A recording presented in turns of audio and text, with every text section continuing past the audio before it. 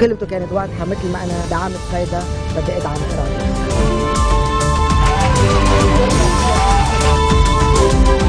فتحنا أبواب اللهيب، أبواب جهنم على البلد.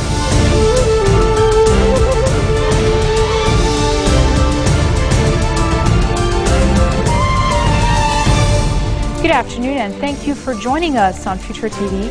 I'm Linda Tamim and these are today's top stories. Some UN experts inspecting the use of chemical weapons in Syria begin to leave while others are carrying out their last day of investigations. French President François Hollande says a military strike on Syria could come by Wednesday.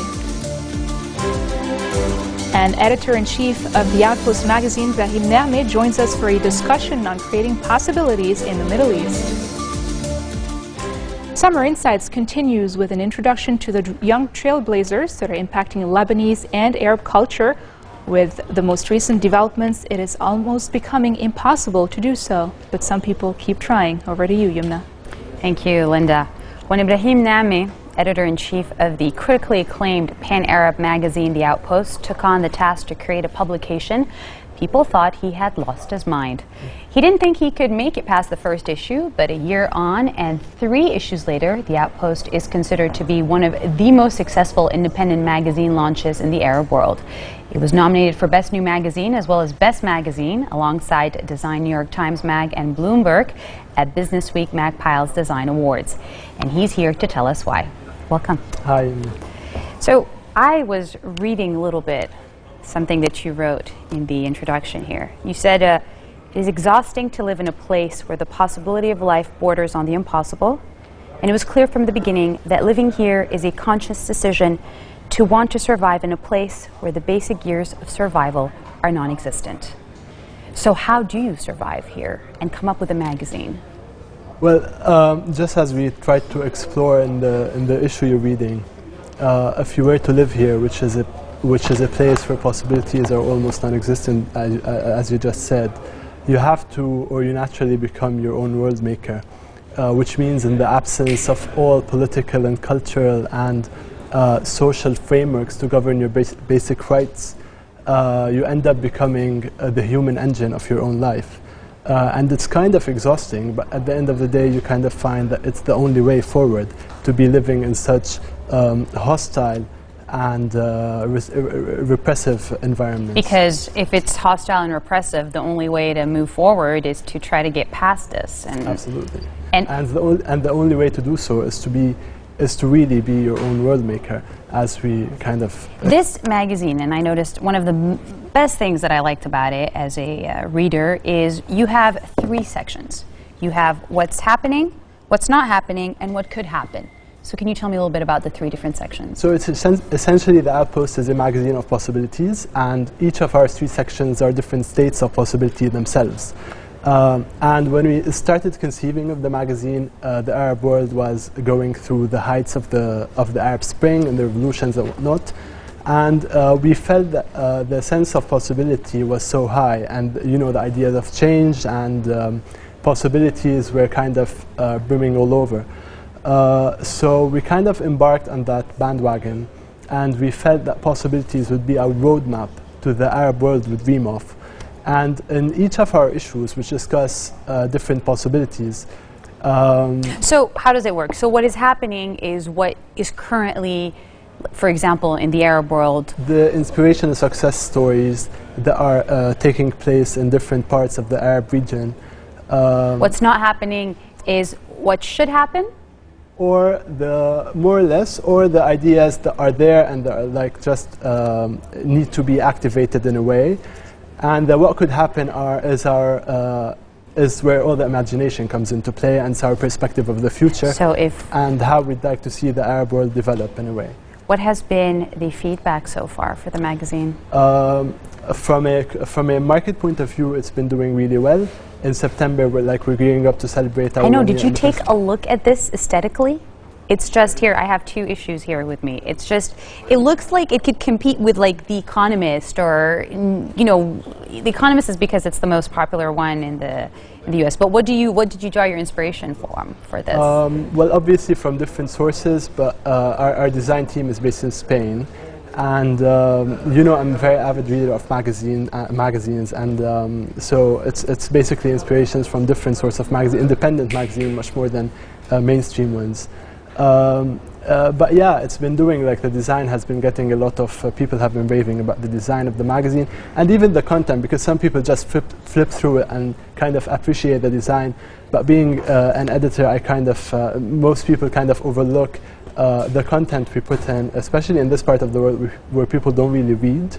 But yeah. As editor-in-chief of The Outpost, what has been the most challenging task you've taken on? To put on such a magazine of substantial quality in such a corrupt media environment, and try to operate, because Lebanon is our home base, you know, and it's such a corrupt country to operate from. And the media industry is so corrupt in and by itself. So corrupt because? Because of different mafias controlling the media industry, and they're not allowing the young people to actually put their dent in the industry. As in politically biased or politically affiliated is what you're trying to say? And then you have the, from a readership point of view, something we've been observing is that not a lot of people here read, which is a problem. And surprisingly, we've been getting a lot of interest from Europeans who are ordering the magazine online and in their, like, we have some points of sale in Europe. So we've been getting a lot of interest from Westerners in the magazine. I think the best thing that you've mentioned, in the sense, the thing that stands out is that it's a magazine of possibilities. And I know today we're premiering a campaign that you're launching called Tear Down This Wall, and we've got the video that we're going to premiere right now on Future Television.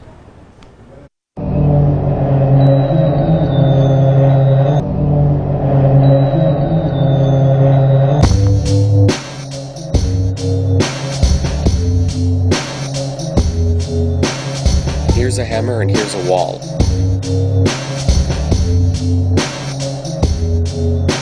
Here's your lost unity, your lost society, your lost city, and your lost dreams.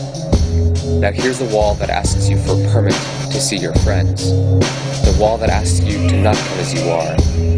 Here's the wall that makes you feel like you're trespassing when you're at home. The wall that asks you to conform day in and day out.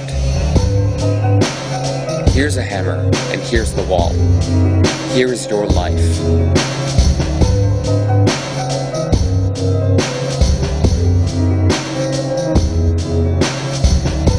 Take it back. Tear down this wall.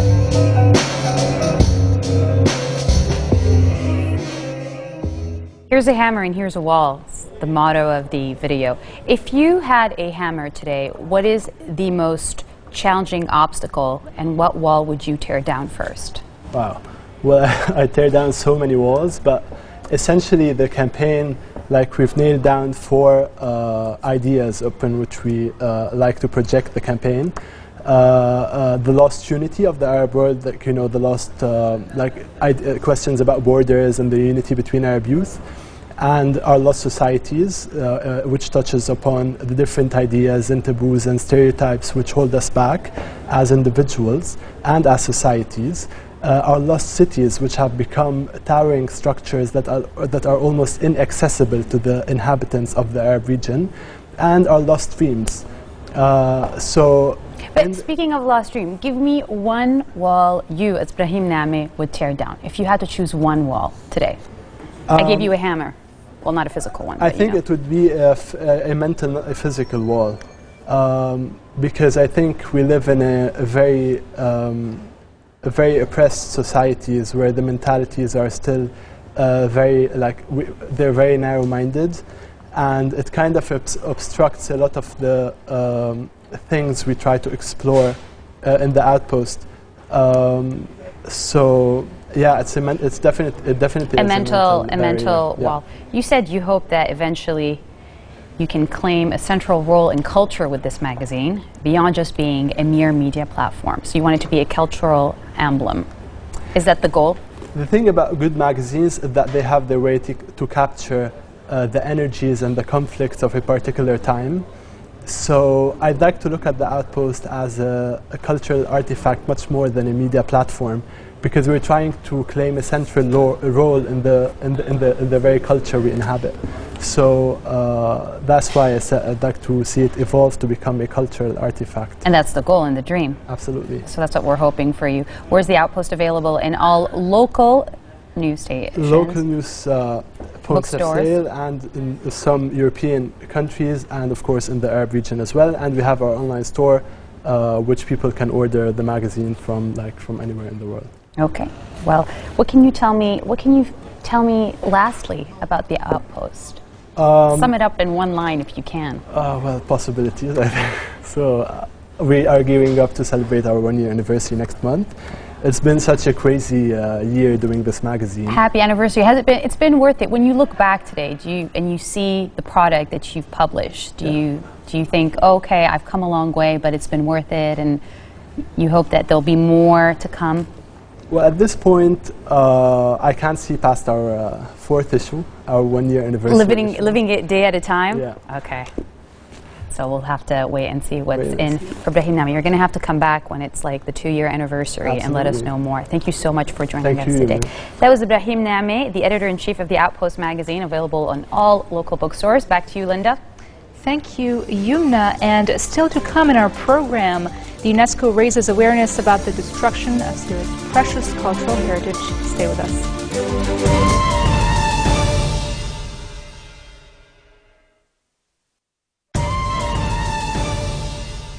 Welcome back. State Commissioner to the Military Court Judge Sa'ir has ordered the arrest of 6 suspects over separate rocket attacks on Israel and the town of Yerzeh near Beirut. 2 men were arrested for firing rockets on the northern Israel from southern Lebanon last Thursday. The attack prompted Israeli warplanes to strike a popular front for the liberation of Palestine General Command Base in a valley near Neameh. The judge also ordered the arrest of 4 Syrians from the Baluni cell that was involved in a failed rocket attack on Yerzeh in June. Separately, Sa'ir has charged 5 people in the twin Tripoli blast, which killed 47 people last week. A judicial source says the charges are filed against Sheikh Ahmed Al-Gharib and Sheikh Hashim Minkara, as well as informant Mustafa Al-Houri. The other 2 are Syrian nationals, including an intelligence officer in absentia.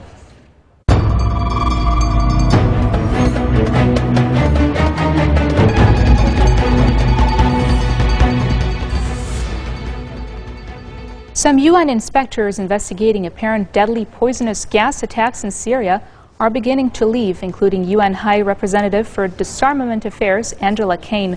Meanwhile, others are heading to a military hospital on the last day of their probe. A security official says they're going to the hospital in the Mezeh district of the Syrian capital, where victims of gas attacks are reportedly being treated. The team of UN experts has been investigating the chemical attacks which took place in the suburbs of Damascus on August the 21st.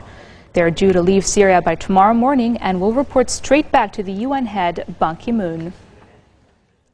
British Prime Minister David Cameron's plans to join a potential military strike on Syria were thwarted last night when Britain's Parliament narrowly voted against a government motion to authorize such action in principle. Cameron's defeat calls into question Britain's traditional role as the United States' most reliable military ally, a role that Cameron worked hard to cement.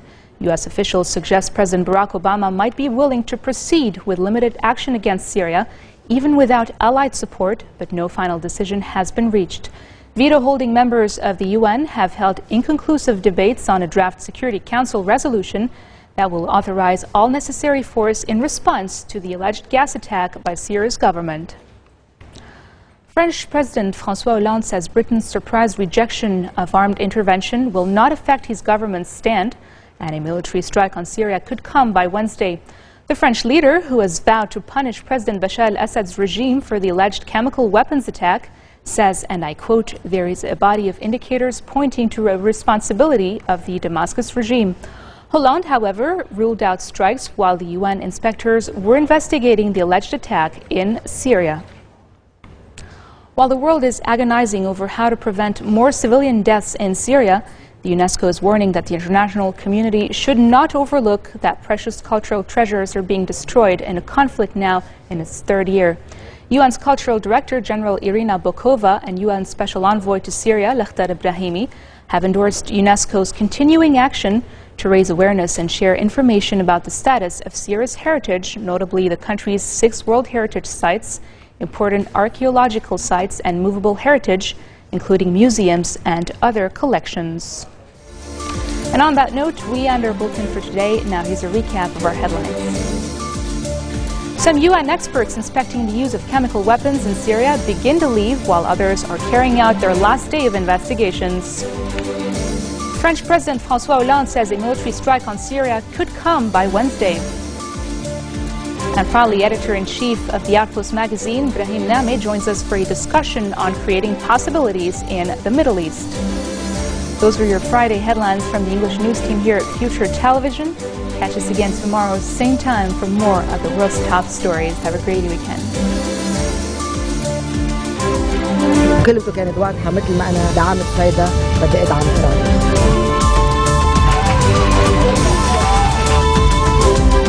فتحنا أبواب اللهيب، أبواب جهنم على البلد.